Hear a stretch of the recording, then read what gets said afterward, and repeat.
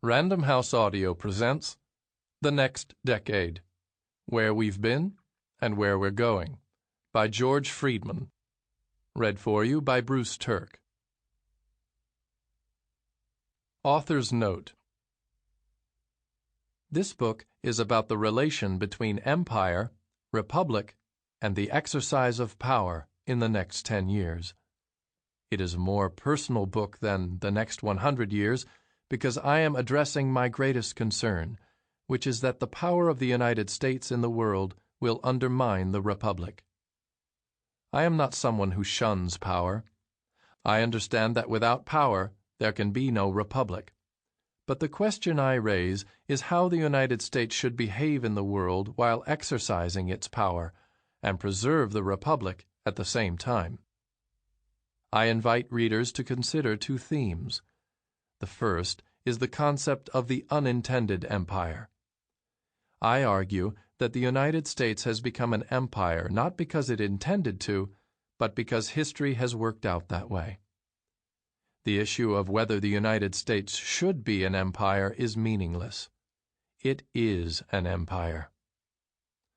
The second theme, therefore, is about managing the empire, and for me, the most important question behind that is whether the Republic can survive. The United States was founded against British imperialism. It is ironic and in many ways appalling that what the founders gave us now faces this dilemma. There might have been exits from this fate, but these exits were not likely. Nations become what they are through the constraints of history, and history has very little sentimentality when it comes to ideology or preferences. We are what we are. It is not clear to me whether the Republic can withstand the pressure of the empire, or whether America can survive a mismanaged empire. Put differently, can the management of an empire be made compatible with the requirements of a republic? This is genuinely unclear to me. I know the United States will be a powerful force in the world during this next decade, and for this next century for that matter, but I don't know what sort of regime it will have. I passionately favor a republic.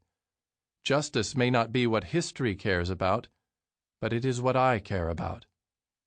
I have spent a great deal of time thinking about the relationship between empire and republic, and the only conclusion I have reached is that if the republic is to survive, the single institution that can save it is the presidency. That is an odd thing to say, given that the presidency is in many ways the most imperial of our institutions. It is the single institution embodied by a single person. Yet at the same time, it is the most democratic, as the presidency is the only office for which the people as a whole select a single, powerful leader. In order to understand this office, I look at three presidents who defined American greatness. The first is Abraham Lincoln, who saved the Republic. The second is Franklin Roosevelt, who gave the United States the world's oceans. The third is Ronald Reagan, who undermined the Soviet Union and set the stage for empire. Each of them was a profoundly moral man, who was prepared to lie, violate the law, and betray principle in order to achieve those ends. They embody the paradox of what I call the Machiavellian presidency, an institution that, at its best, reconciles duplicity and righteousness in order to redeem the promise of America. I do not think being just is a simple thing, nor that power is simply the embodiment of good intention. The theme of this book, applied to the regions of the world, is that justice comes from power, and power is only possible from a degree of ruthlessness most of us can't abide. The tragedy of political life is the conflict between the limit of good intentions and the necessity of power. At times this produces goodness. It did in the case of Lincoln, Roosevelt, and Reagan, but there is no assurance of this in the future. It requires greatness. Geopolitics describes what happens to nations, but it says little about the kinds of regimes nations will have. I am convinced that unless we understand the nature of power and master the art of ruling, we may not be able to choose the direction of our regime. Therefore, there is nothing contradictory in saying that the United States will dominate the next century, yet may still lose the soul of its republic. I hope not, as I have children and now grandchildren, and I am not convinced that empire is worth the price of the republic. I am also certain that history does not care what I or others think. This book, therefore, will look at the issues, opportunities, and inherent challenges of the next 10 years.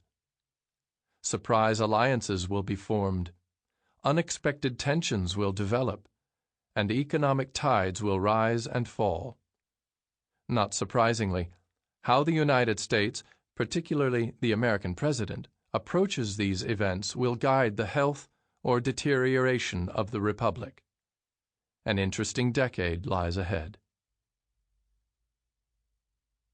Introduction. Rebalancing America.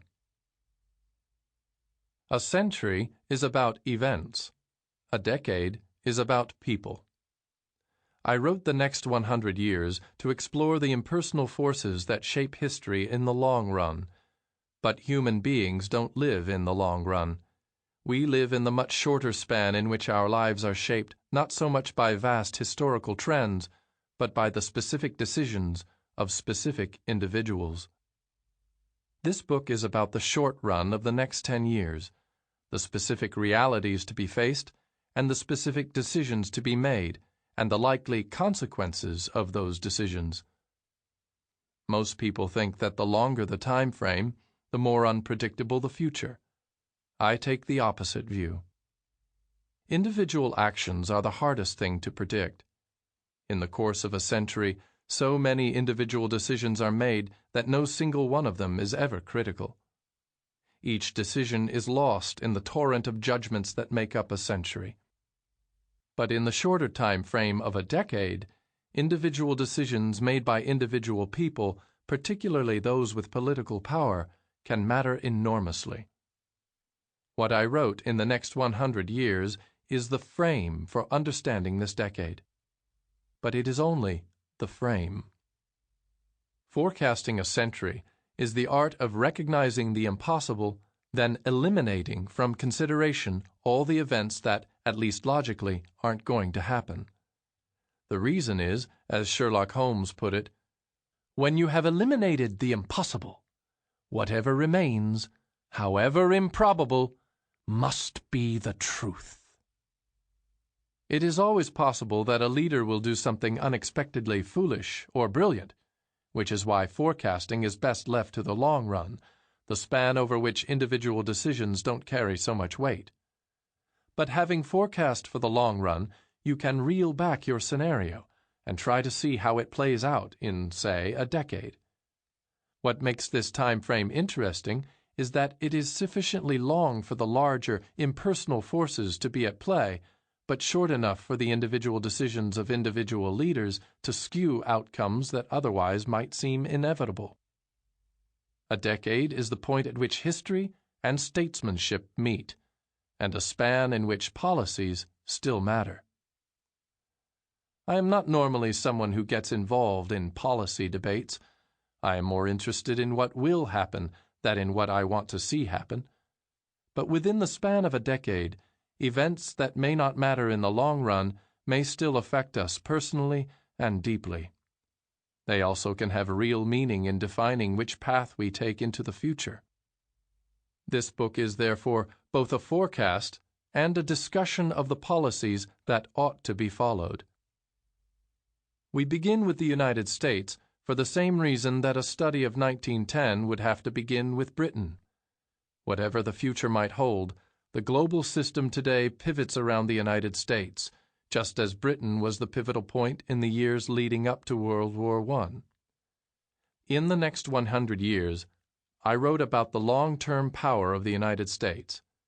In this book, I have to write about American weaknesses, which, I think, are not problems in the long run. Time will take care of most of these. But because you and I don't live in the long run, For us, these problems are very real. Most are rooted in... Sample complete. Ready to continue?